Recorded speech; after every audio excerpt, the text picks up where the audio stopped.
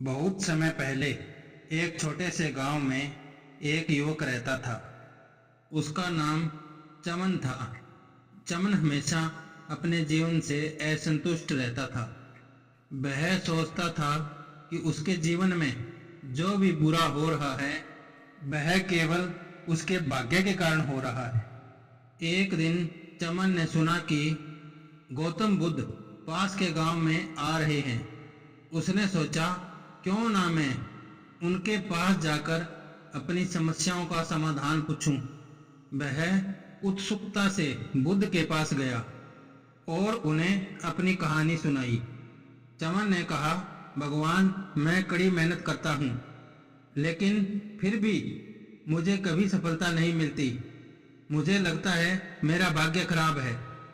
क्या इसका कोई समाधान है? गौतम बुद्ध मुस्कुराए और बोले, चमन, क्या तुमने कभी कर्म के बारे में सुना है? चमन ने सिर हिलाया और कहा, कर्म? हाँ, मैंने सुना तो है, लेकिन मैं इसे समझ नहीं पाता। बुद्ध ने उसे एक कहानी सुनाई। किसी समय एक किसान था जो दिन रात कड़ी मेहनत करता था। वह अपनी फसल की देखभाल करता, जमीन की जुताई करता, लेकिन फिर भी उसकी फसल हमेशा नष्ट हो जाती थी। एक दिन वह एक साधु से मिला और अपनी समस्या बताई। साधु ने कहा, तुम्हारे कर्म ही तुम्हारे जीवन के परिणाम तय करते हैं। जैसा तुम बोओगे वैसा ही तुम पाओगे। किसान ने सोचा, मैं मेहनत करता हूँ, फिर भी मेरी फसल खराब क्यों हो जाती है? साधु ने उसे समझाया कि तुम्हारी मेहनत केवल बाहर की है। यदि तुम्हारे मन और कर्म अच्छे नहीं होंगे तो तुम्हें सच्चे फल नहीं मिलेंगे। किसान ने अपने मन और कर्म को सुधारा और अगले वर्ष उसकी फसल बहुत ही उत्तम हुई। चमन ने बुद्ध से पूछा, क्या इसका मतलब है कि मेरी वर्तमान स्थिति मेरे पिछले कर्मों का परिणाम है? बुद्ध ने उत्तर दिया, बिल्कुल। कर्म एक गहरी और शक्तिशाली प्रक्रिया है।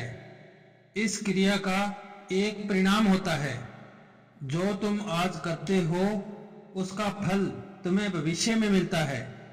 बुद्ध ने समझाया, जैसे बीज को तुम जमीन में बोते हो वह समय के साथ अंकुरित होता है, तुम्हारे कर्म भी वैसे ही होते हैं। तुम जो भी कार्य करते हो उसका परिणाम अवश्य मिलेगा, चाहे वह अच्छा हो या बुरा। चमन ने गहराई से सोचा और पूछा, तो क्या मैं अपने भविष्य को सुधार सकता हूँ? बुद्ध ने कहा, हाँ, यह तुम्हारे हाथ में है।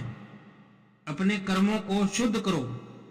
मन, वचन और कर्म से अच्छे कार्य करो। दूसरों की मदद करो और भविष्य में तुम्हें अच्छे परिणाम मिलेंगे।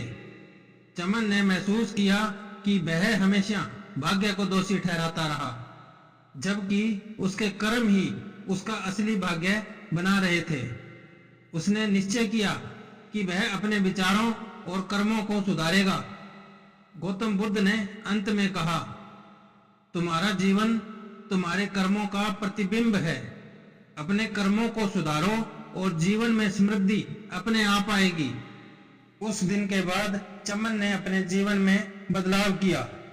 वह पहले से अधिक मेहनत करने लगा, लेकिन इस बार वह अपने कर्मों पर ध्यान देने लगा।